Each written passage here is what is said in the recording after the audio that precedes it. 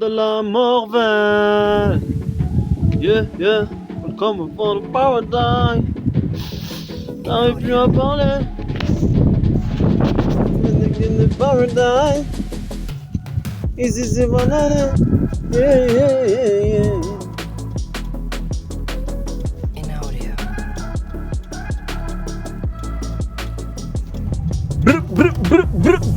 What's up, Dreri? What's up, François? On s'arrête pas. On continue de rouler. Dang. Cette vie est vraiment magique. Je suis toujours aux alentours de Tafraout, une région Tamazir, berbère, Schleuch. Je pense qu'il y a plein de termes différents, mais pour les Français, on va dire berbère. Voilà, Nyokobok, on est ensemble. Et donc grâce à une rencontre, il y a quelques mois, pour être chouïa transparent sur que fais-je ici, etc. Qu'est-ce qui m'a amené ici, parce que souvent, durant tout mon trip au Maghreb, parce que là je suis comeback au Maghreb, mais j'ai fait 6 mois en amont, il y a quelques mois en arrière. Après ça a été Mauritanie, Sénégal, Gambia, Sénégal, Mauritanie, Maghreb, à nouveau, en ce moment même là. Et voilà, cette route elle est mini. Mais majoritairement je me suis frayé, je sais pas si ça se dit, un chemin, un itinéraire que j'ai construit moi-même avec mes recherches, mes vidéos YouTube sur lesquelles j'ai pu me renseigner sur la van life, camping car life in Morocco, Maghreb, you know, Tamazir. Et lors du sommet Toubkal, Jbel Toubkal, j'arrive pas à le dire, smahli en darija les khayen, smahli drari, ourti, j'arrive pas. J'ai pas le 9 là, je crois que c'est le 9 dans le fameux l'écrit darija là. Et le 9, moi le Walou. Maybe un jour ça viendra, hein, je l'espère bien. Mais là c'est pas le cas malheureusement. Donc du coup le Jbel Toubkal, il y a quelques mois, je crois que c'était septembre, octobre 2025. Et je suis monté là-haut avec une sacrée équipe, que de superbes rencontres. Mais vraiment que de superbes rencontres, que ce soit des drari, des ourti, etc. Maghribi, Maghribiya. Only, il y avait peut-être 1 ou 2 MRE like me, like you know, Moroccan to live in as a country, man. Marocain résident à l'étranger, smahli. Ah, des fois je pars en toupie. Mais en fait c'est toujours huch. Wow. À la route elle est zing. Et grâce à une des rencontres là-bas, donc une personne avec qui on partage pas mal depuis ces derniers mois, vraiment, some interesting, Walou, mais some interesting dans l'approche et dans le contenu. Et c'est une personne qui est originaire d'ici, là, de la région de Tafraout. Et grâce à elle, j'ai en quelque sorte, elle m'a fait part d'un plan, d'une étude de marché, m'amène. Non, vraiment, Sawraha et vraiment, shukran bezef. Une énième fois à toi pour ce partage de différents points à découvrir dans cette région parce qu'elle est vraiment diverse et variée. Et ouais, c'est magnifique. Pour moi, c'est la région qu'on pourrait appeler 360 degrés. Dans le sens où peu importe où dans cette région depuis que j'y suis, tu fais un 360 sur toi-même, t'as que des vues de malade. C'est vraiment. Et je pense que c'est vrai que vers Imlil, aux alentours du Jbel Toubkal, on pourrait dire pareil. Mais là vraiment non, c'est autre chose, je sais pas. Peut-être aussi parce que je suis parti en Mauritanie, Sénégal, puis je suis revenu en Mauritanie. On n'est pas sur les mêmes visages montagneux ou paysages, tu vois, ça n'a rien à voir. Donc probablement que c'est ça qui m'époustoufle aussi, c'est ce changement. Mais pour moi c'est Zayn, c'est 360 region, mais non, vraiment cette région elle est ouf. Et voilà, j'ai un plan, et du coup il y a quelques jours je me suis fait le Jbel Kist. Donc on est loin du Toubkal, hein. C'est la moitié je dirais. Je crois qu'on est à 2359 mètres d'altitude. Mais sincèrement ça a piqué. Et je l'ai fait en mode solo, il n'y a pas de guide, il n'y a pas de... C'est pas une région... Il y a des guides, hein, je pense qu'il y a des guides, etc. Mais c'est pas une région touristique pour ça. C'est-à-dire que dans le mini-village, je sais plus comment il s'appelle, Tahrish, ou je sais plus, à côté de Melm, dans le petit village où il y a le départ de rando, où l'aller il est de 4 heures et le retour de 2h30 en quelque sorte. Il y a personne qui vend des trucs d'alpinistes, de rando, to hike, you know, il y a pas tout ça. C'est vraiment, moi j'ai préféré dans un sens parce que je me suis retrouvé moi solo. En plus là j'ai pris mes petits Tifren et Chanel, donc c'était vraiment magique. Sincèrement, je suis parti à 14h. Bon là on a perdu le chemin. Je sais pas si on va avoir ce jbel. Le jbel qui est le summit et qui est le sommet. Mais c'est déjà magnifique. Donc là on est hors sentier. À suivre. 5 minutes après le hors sentier. Un peu plus à droite dans la vallée là. Tu retrouves ça. Ah. Et là tu te dis que t'as fait le bon choix, ma mène. Pas les petites, on a cru en nous. Enfin j'ai cru en moi surtout. Et je vous ai embarqué dans quelque chose de dangereux. Et je pense que on est sur la good way. J'étais avec des hikers, climbers from Germany, des Allemands, des touristes, des randonneurs à la découverte du fameux Jbel. Je sais pas comment on le dit ce Jbel. Mais on s'est un peu trompé de route ensemble, donc du coup ils ont décidé d'aller au sommet que vous voyez là, plus haut. Et moi je sais pas, j'ai hésité 5 minutes, je me suis dit frère, t'as pas fait tout ça pour rien, le village il est loin, Sobezef. Et je vais sûrement rentrer de nuit, il y a encore au moins 1 heure. Elles en peuvent plus. Allez go. Vraiment gratitude à fond. Comme quoi, faut croire en soi, je crois que c'est ce bordel. À suivre.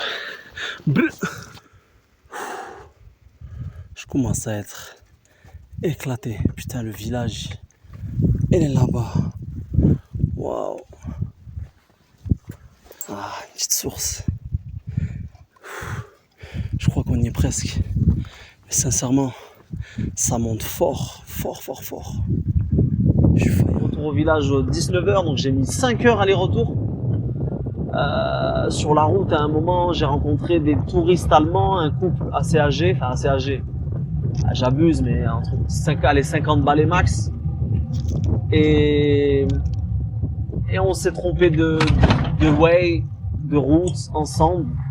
Et ils ont décidé de rester ou d'aller vers le sommet le plus proche de cette way, de cette route. Et moi, je me suis dit, frère, non, oh, it's not you, man. Moi, je peux pas laisser tomber. Et le problème, c'est qu'il y avait aussi la limite de temps pour rentrer après en mode la nuit, tu vois. Donc, du coup, it's a little bit dangerous. So, fuck, j'ai pris le risque. Et... Baby love! Qu'est-ce que tu fais, baby friend? Il fait froid ici. Hein? C'est magnifique.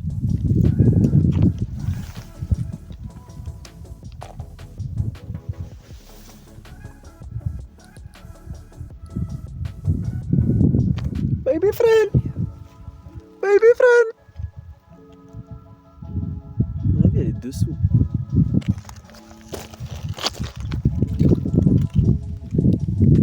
Friend!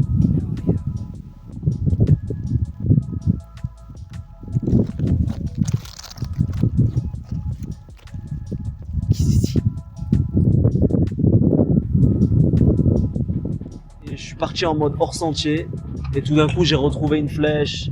Après ce qui est bien c'est qu'il y a des flèches que tu trouves à la craie ou je sais pas comment c'est, je sais pas c'est quoi, une vieille peinture qui tient bien j'ai l'impression. Et souvent, enfin moi comment j'avais facilité à trouver mon chemin, c'est que beaucoup de gens qui sont passés par là, je pense qu'ils ont fait des petits étages de cailloux. Je sais pas comment on appelle ça, ça a un nom je crois.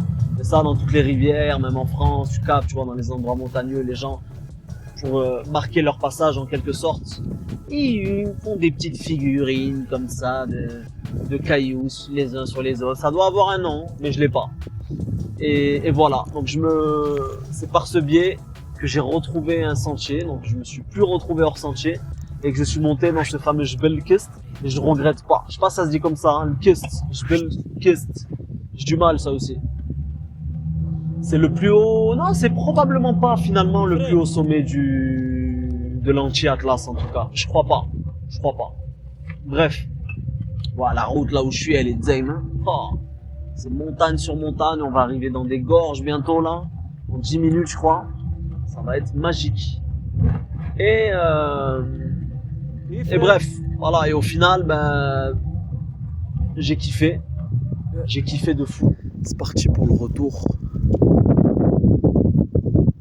Là. Voilà, faut aller au village là-bas. Le taco, il est garé là-bas. Avec le taco, on a pris cette route de folie. Et down. Tafraout, ça doit être... je pense que Tafraout... je sais pas. Non, je dirais que c'est vers là-bas. I don't know. Je sais pas si on voit Tafraout ici. En tout cas, c'est magique. Je sais pas si c'est le Jbel concerné là. En tout cas, ça m'avait l'air d'être le point le plus haut. Et sur la map, c'était le Jbel Ktel. Je sais pas comment on dit, Ismaili.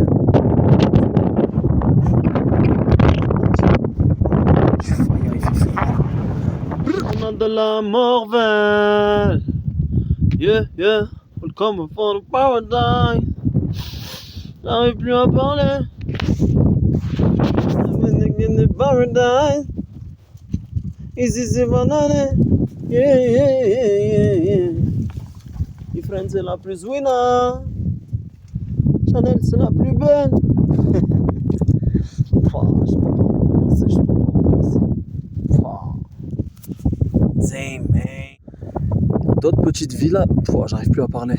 Il y a d'autres petits villages là-bas avec des routes bien plus proches du Jbel. Hein. Du Jbel. Aïe. Mashallah. For real. Shukran bzaf. Brr.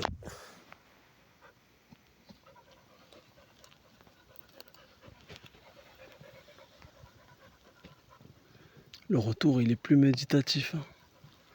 Attends, c'est de la descente. C'est venu de l'autre côté là-bas, là. Ouais, l'aller, c'est vraiment genre la souffrance, quoi. Là, tu médites moins sur la souffrance, mais plus sur le repos à suivre. C'est dingue. En tout cas, les paysages, ils sont incroyables. Je suis claqué au sol.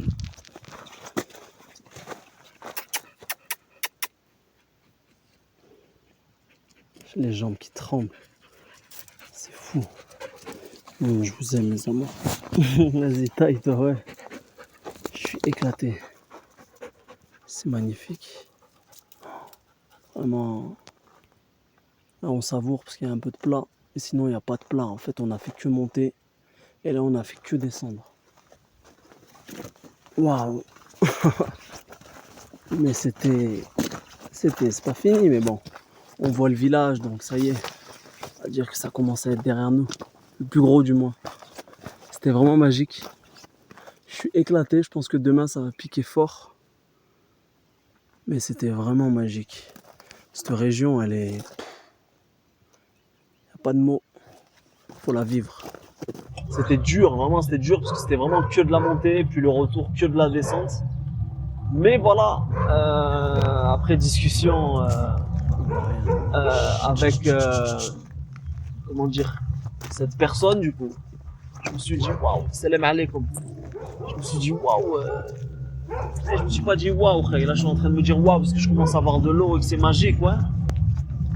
Mais je sais plus ce qu'elle m'a sorti. Elle m'a dit putain, t'es quelqu'un de sa famille, son daron, je sais plus. Smahli.